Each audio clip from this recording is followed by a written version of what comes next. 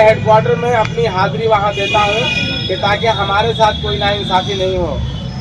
जनाब आलम साहब ने जो बताया कि जनरल टीईटी वालों का 2.5 साल के बाद पेमेंट हुआ था और हम लोग 10 महीने में ही माफ़ करा लिए थे, तो ये मतलब जनाब आलम साहब इतना हमारे नज़दीक है, इतनी बातें होती हैं कि ये बहुत कुछ मतलब वो सीख चुके थे जो बहुत जल्द निकाले। खैर 25 दिसंबर को ही मैंने पोस्टिंग किया था।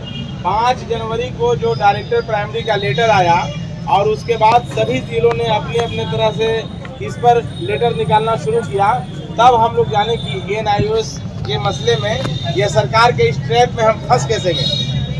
दोस्तों ज़रा हमको पीछे चलना है, अपनी मसले को समझने के लिए पीछे चलना पड़ेगा कि हम लोग जो बहाल हुए वो अनट्रेंड बहाल हुए। सरकार की ऐसी पॉलिसी थी, ये सरकार की ऐसी पॉलिसी बनी कि सरकार हम लोगों को अनट्रेंड बहाल किया।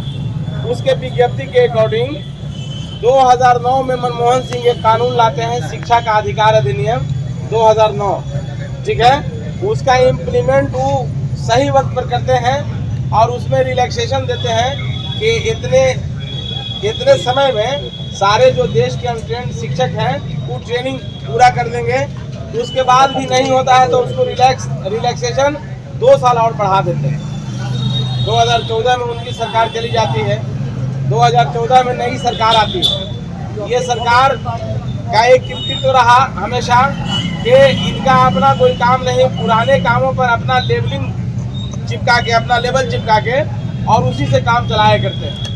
2017 में इनको बहुत जल्दी आप लोगों ने बहुत कुछ देखा होगा, बहुत मामले में, जैसे नोटबंदी या और तरह तरह के मामले में, लेकिन उन चीज़ों पर हमें बात नहीं करना, इसलिए कि हम लोग कोई पॉलिटिकल पार्टी नहीं है।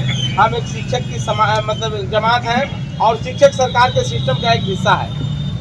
तो ये एक बार 2017 में एक ऑर्डिनेंस लाते हैं। पहले क्या लाते हैं? एक ऑर्डिनेंस लाते हैं कि हमारे देश में, पूरे देश में, ये बिहार के लिए सिर्फ नहीं था, पूरे देश में 31 मार्च 2019 के बाद अनट्रेंड शिक्षक नहीं रहेंगे।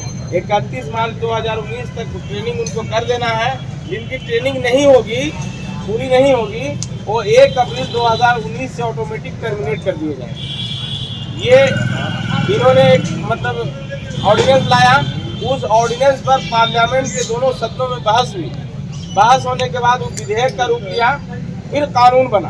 कानून बनने के बाद RTE को दिया गया, शिक्षा का अधिकार अधिनियम के धारा 23(2) के अंतर्गत मतलब ये पूरा नियम जो है वो रूप और स्वरूप अख्तियार कर दिया।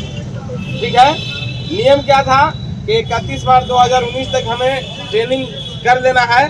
जो ट्रेनिंग नहीं करेंगे उनको टर्मिनेट कर दिया जाएगा। तो विधेयक ने RTE को दिया, RTE ने MHRD को दिया, MHRD जो है अपना रेगुलेटरी बना के NCTE को दिया और NCTE जो है पूरे देश के लिए एक ऑटोनोमस बॉडी जो ANIOS है उसको हायर किया। ANIOS मतलब हम लोगों की ट्रेनिंग का जिम्मा लिया। पूरे देश में लगभग मेरे ख्याल से 12 या 14 लाख लोग थे जो प्राइवेट और सरकारी दोनों स्तर के, उनको ANIOS ट्रेनिंग दे रही थी। सब कुछ ट्रेनिंग का जो प्रोसीजर है, जो इसका गाइडलाइन है, जो नियमावली था, वो अपने वक्त पर चला, कहीं पर कोई प्रॉब्लम नहीं हुआ। और हम लोग ये जो ट्रेनिंग किए ये सरकार के मॉनिटरिंग में किए। बिहार सरकार ने बाज़ाब्ता इसके लिए एक IAS बहाल कर रखा था। तत्कालीन जो उस वक्त ANIOS के नोडल ऑफिसर थे, जनाब विनोद कुमार सिंह नाम था उनका, वो IAS ऑफिसर थे और ANIOS के नोडल ऑफिसर थे। सारा चीज़ अपने वक्त पर चला।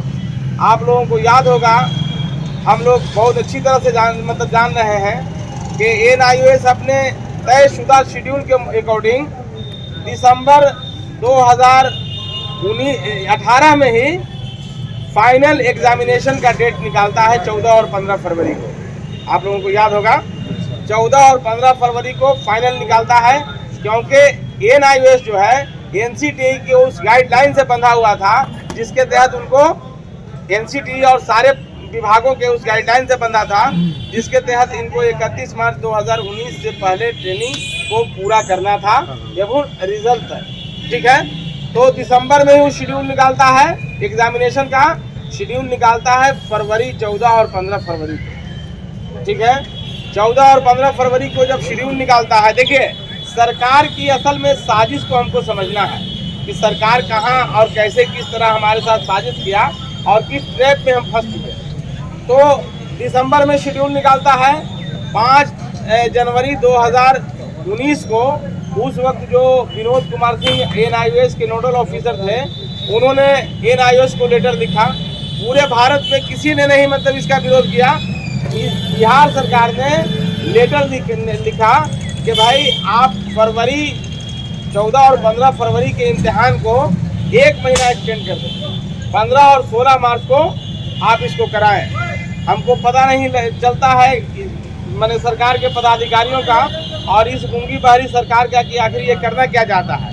31 मार्च 2019 से पहले इनको मतलब ट्रेनिंग के सारे प्रोसीजर को पूरा करना है और 14 और 15 मार्च को एग्ज़ाम करा रहे हैं। वहीं से हमारी साजिश का शुरुआत होता है। ठीक है, 14 और 15 मार्च को ये एग्ज़ाम का शेड्यूल निकालते हैं। NIOS से प्रे करते हैं कि 14 और 15 मार्च को किया जाए। पूरे भारत में सिर्फ बिहार सरकार की आग्रह पर NIOS ने 15 और 16 मार्च को इम्तिहान कराया। पूरा भारत में किसी सरकारों ने NIOS के किसी भी शेड्यूल पर कोई मुदाखलत नहीं किया, लेकिन बिहार सरकार किया इसलिए कि उसको हम शिक्षकों को फंसाना था। ठीक है, तो बिहार सरकार के मुदाखलत पर इम्तिहान होता है 15 और 16 मार्च को। ठीक है, हम लोग इम्तिहान दिए। इम्तिहान का जो रिजल्ट है हमारा आता है 22 मई और उसके बाद बहुत सारे हमारे साथी व्हाट्सएप और फेसबुक पर इस बात के लिए बड़ी बेहतरीन से पोस्टिंग करते हैं कि हम 22 मई वाले हैं तो हम पर कोई खतरा नहीं है। दोस्तों, जो मामला 22 वालों का है वही मामला 2022 में भी जिनका रिजल्ट हुआ है ना, सबका जिन लोगों ने NIOS से ट्रेनिंग किया है सबका मामला एक है। First attempt, second attempt, third attempt का कोई बात नहीं है। ठीक है, तो 22 मई 2019 को मतलब एग्ज़ाम का रिजल्ट आता है। रिजल्ट आने के बाद उस वक्त हम लोगों का उसी तारीख से जो पे फिक्सेशन है वो कर दिया जाता है।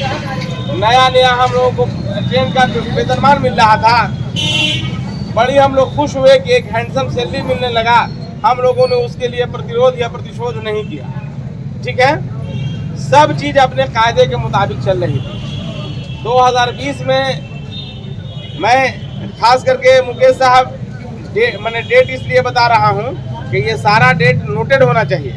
2020 में रंजीत कुमार सिंह एक लेटर निकालते हैं इसी शिक्षा अधिकार अधिनियम के अकॉर्डिंग कि जिन लोगों की ट्रेनिंग के कार्यक्रम पूरा नहीं हुआ है उनको टर्मिनेट किया जाए, मतलब वो बाहर कर दिए जाएंगे। तो उस लेटर के अकॉर्डिंग जिनको टर्मिनेशन का खतरा था या जो टर्मिनेट कर दिए गए थे वो लोग हाई कोर्ट का रुख करते हैं। हाई कोर्ट का माननीय उच्च न्यायालय का रुख करते हैं। उच्च न्यायालय कई हियरिंग के बाद 19 अक्टूबर को एक जजमेंट देता है। 19 अक्टूबर को एक जजमेंट देता है। दोस्तों, उस जजमेंट से हम NIOS वालों का कोई लेना देना नहीं, ना हम उसके वादी हैं ना हम उसके प्रतिवादी हैं, ना हम उसमें मुद्दे थे और ना उसके हम मुदाले हैं। ठीक है ना, एक जजमेंट आता है जो जजमेंट सरकार के अनुकूल लगता है। देखिए, जब सरकार के विरोध में कोई डिसीजन आता है तो फौरन सरकार उसको अपील करती है, LPA में चली जाती है। लेकिन ये जो डिसीजन आया 700 के लगभग लोग जो टर्मिनेट हो रहे थे, ये जो जिन लोगों पर टर्मिनेशन का खतरा था वो कोर्ट का रुख अपनाए। कोर्ट ने उन पर मर्जी किया और डिसीजन दिया कि 1 अप्रैल 2019 से फैसला लिखे जाने तक 19 अक्टूबर तक जिन लोगों ने ट्रेनिंग का प्रोसीजर पूरा कर दिया है उनको इस कंडीशन के साथ आपको रखना है। ठीक है, 19 अक्टूबर के बाद बहुत दिन तक सरकार इस पर मंथन करती है कि हमको करना क्या है।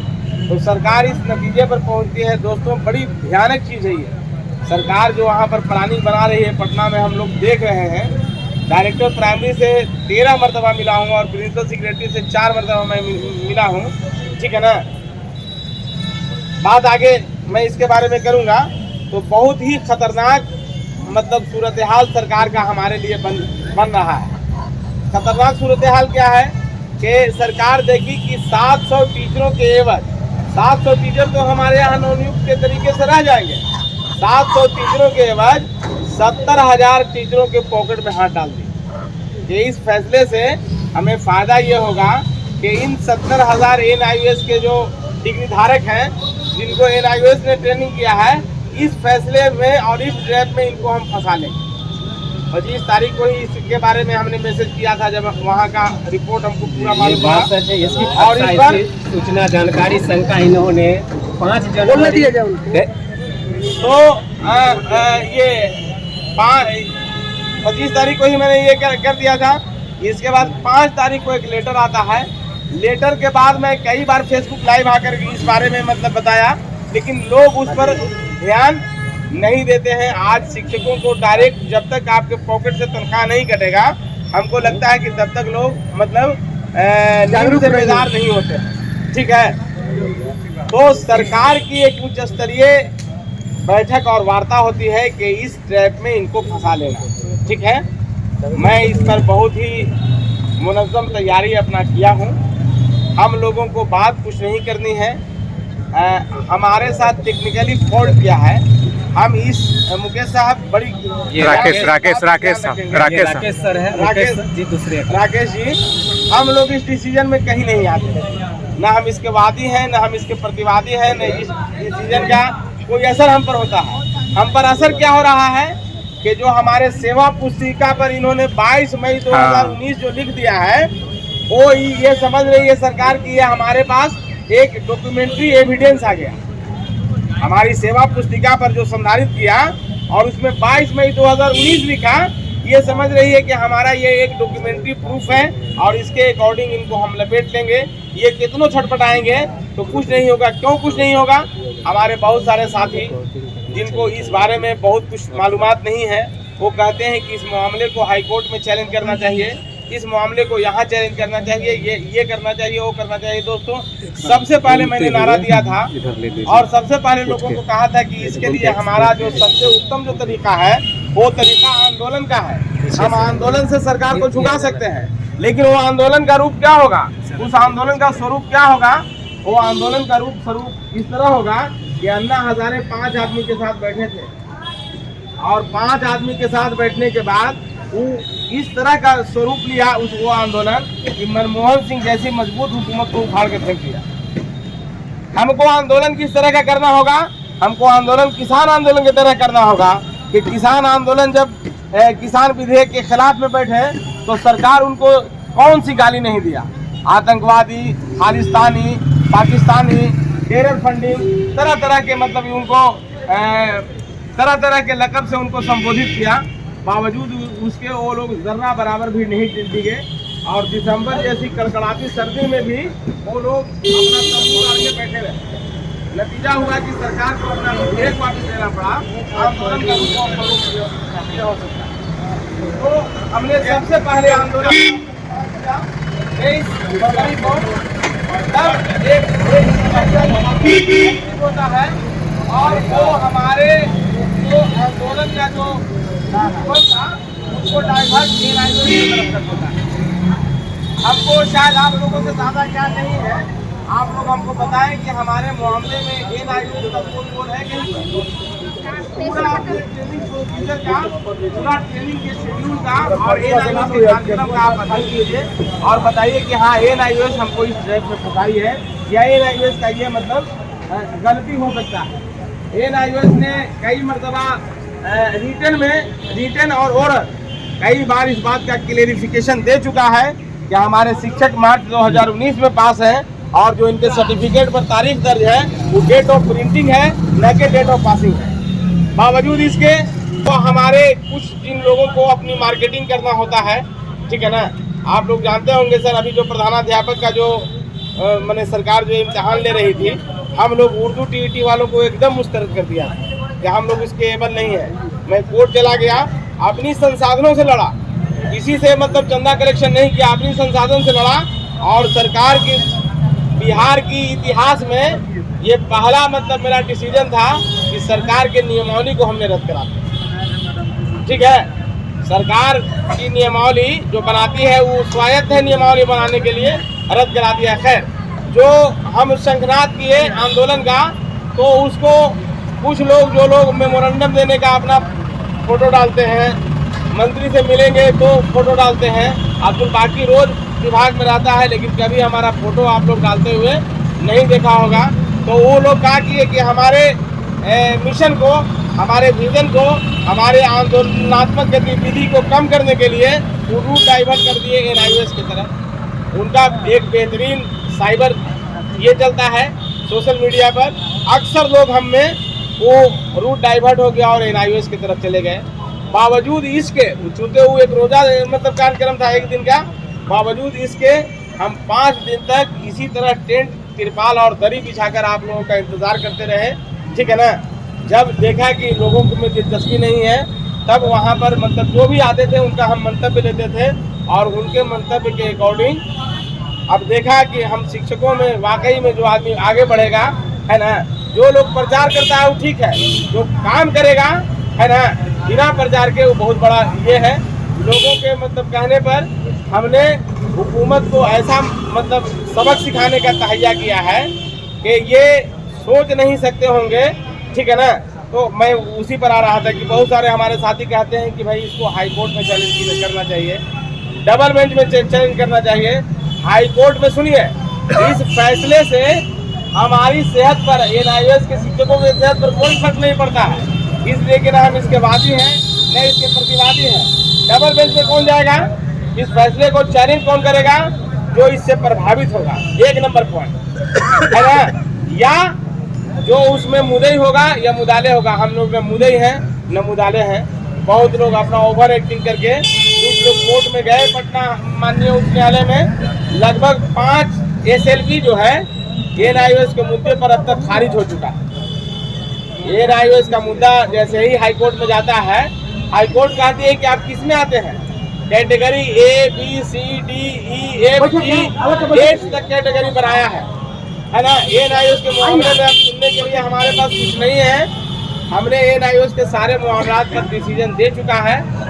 ठीक है ना, तो वो सीधा का सीधा डिसमिस कर देता है। मेरा लड़ने का तरीका बिल्कुल अलग है और लोगों से बिल्कुल अलग है। मैं हमेशा, जो लोग हमारे सोशल मीडिया को देखते होंगे, जो लोग हमारा जो गूगल मीट का कार्यक्रम है देखते होंगे, गूगल मीट पर तकरीबन 200 लोग आए हैं गूगल मीट पर।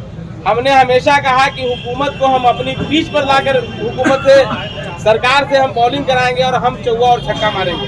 हम अपनी पूरी लड़ाई का जो स्वरूप है सर, उसको पूरा मोड़ दिया है। ठीक है ना, हम इस लड़ाई को लेकर के सुप्रीम कोर्ट में चले गए हैं। ठीक है ना, और अब मतलब सरकार को मतलब बता देंगे कि आप में मैं कितने पानी में आप हैं और कितने पानी में हम हैं। 2 चीज़ है सर, एक होता है एक्ट और दूसरा होता है फैक्ट। ठीक है ना, तो एक्ट और फैक्ट की जो मतलब ये है, एक्ट में तो ये हमको घेर लिए हैं किस मुद्दे पर, एक्ट में ये किस मुद्दे पर हमको घेरे हैं कि हमारे सर्विस बुक पर ये लिख दिए हैं कि आप 22 मई 2019 को पास आउट हैं और इस दिन से हम आपको, यानी जिस दिन हम पास हुए उस दिन से हम आपको वेतन का निर्धारण करके वेतन दे रहे हैं। ये इनके पास डॉक्यूमेंट्री एविडेंस है, ये समझते हैं कि ये हमारा एक्ट है। लेकिन हम एक्ट और फैक्ट को इस तरह से मिलाए हैं कि मतलब हमारी लड़ाई है कि हमको बाउंड्री लाइन के अंदर, डेड लाइन के अंदर हमारी सर्विस बुक पर लिखाना चाहिए कि हम 31 मार्च 2019 से हमारा पे फिक्सेशन किया जाए। ये हमारी लड़ाई है। क्योंकि अगर फिर सरकार के किसी ट्रैप में फंस गए, आज जो हमारा मामला है वेतन विसंगतियों का, आज जो हमारा मामला है एरियर का, ये तत्कालिक है। हमारे बहुत सारे ऐसे साथी हैं उर्दू टीटी के खास करके जो 2055 तक नौकरी करेंगे। तो नौकरी बड़ी दिन है, 4 साल अभी नहीं हुआ है हमारी ट्रेनिंग को और 4 साल में ये इस नतीजे पर पहुंचा दिया। आगे क्या होगा ये सोच करके ही खाली दिल सिहर जाता है। तो हम इन मामले को सर हम सुप्रीम कोर्ट में ले गए हैं फिर वक्त हम लोगों को कुछ नहीं करना है। अपनी संसाधन से मैं गया हूँ सुप्रीम कोर्ट में और सरकार को बहुत जल्द हम बता देंगे कि कितने पानी में आप हैं और कितने पानी में हम हैं। हम अपनी पीठ पर लाकर सरकार से बॉलिंग कराने जा रहे हैं, क्योंकि हमारा जो मुद्दा है, ठीक है ना, हम भारत सरकार से हमारी लड़ाई है कि भाई ऑर्डिनेंस आप बनाते हैं, विधेयक आप बनाते हैं, आरटी आपका है, एमएचआरडी आपका है, एनसीटी आपका है, एनआईओएस को आपने हायर किया, हम बाउंड्री लाइन के बाहर कैसे चलेंगे? तय समय सीमा के अंदर शिक्षा का अधिकार अधिनियम का पालन या अनुपालन की जिम्मेदारी सरकारों की थी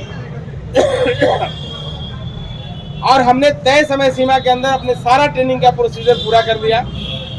जो हमको ट्रेनिंग कराया वो कहा कि आप तय समय सीमा के अंदर पास आउट हैं, हम बाउंड्री लाइन के बाहर कैसे चले गए? हम केंद्र सरकार से ये जो मैं लड़ाई लड़ रहा हूँ, ये केंद्र सरकार से बड़ी मुनज़्ज़म लड़ाई लड़ रहा हूँ। तो यही सब बातें हैं। ये जो आपके जिला शिक्षा पदाधिकारी हैं, आप लोगों पर सुना है कि FIR का धमकी देते हैं। साथियों, नौकरी करनी है और अपने साथियों के लिए कुछ करना है तो FIR से जर्रा बराबर भी नहीं डरिए। FIR अगर करेंगे तो हम पर कौन सा गबन का FIR करेंगे? हमको कौन सा सरकारी संपत्ति के क्षति का FIR करेंगे? हम लोकतांत्रिक तरीके से, जो लोकतांत्रिक तरीके में अपनी बात रखने का जो तरीका है, वही तरीका पर मैं आपसे बात करने आया हूँ, ठीक है ना। तो इनका FIR में कोई दम नहीं होता है। सरकार इस तरह का FIR एकदम तुरंत साल भर 6 महीना के अंदर वापस देती है, ठीक है ना। लेकिन हमको जो काम करना है वो बिल्कुल लोकतांत्रिक तरीके से करेंगे। पदाधिकारियों का मतलब हम सत्कार भी करते हैं, उनका आदर भी करते हैं, उनसे प्रेम से हम कहेंगे सर हम लोगों का एरियर दे दीजिए, इस वित्तीय वर्ष में हम लोगों का एरियर दे दीजिए। अगला वित्तीय वर्ष में जैसा आपका निदेशालय का ऑर्डर रहेगा उसके अकॉर्डिंग आप कीजिएगा, हम लोग कुछ ये नहीं। आपको अगर इस पर कोई संदेह है तो हमने मतलब कई जिलों से मतलब बात कराया है, आप बात कर लीजिए डायरेक्टर प्राइमरी से कि हमारा मतलब एरियर रोकने का कोई प्रावधान है। हमारा एरियर पुराना कमाया हुआ पैसा है, नौकरी में आप क्या कर रहा हूँ। अगर किसी प्रकार की वसूली का होगा तो आप आगे चल के देखेंगे, लेकिन इस फाइनेंशियल ईयर में यानी मार्च 2019 से तक हमको इससे मुक्ति दिला दें। इन्हीं बातों के साथ मैं आपके बात को खत्म करना चाहूँगा।